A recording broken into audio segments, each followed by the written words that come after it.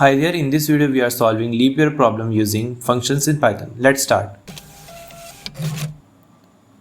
So in the problem statement we are given that in Gregorian calendar 3 conditions are needed to be fulfilled to identify a leap year.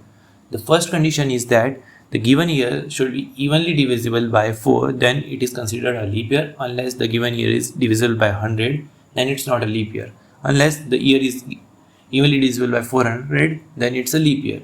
This means that in Gregorian calendar that year 2000 and 2400 are leap year, while year 1800 and 1900 are not a leap year.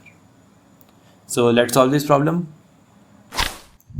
So in the code we are taking an year as an input from the user and printing if the year is a leap year or not. So in the function called isLeap, we can say that we are taking leap variable is equals to false, that we are assuming that the given year is not a leap year by default.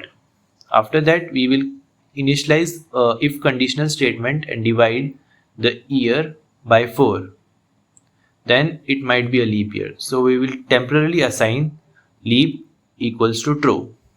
Then again within this if condition we are gonna make another conditional where year is divided by 100 is not a leap year. So we'll switch the leap equals to false.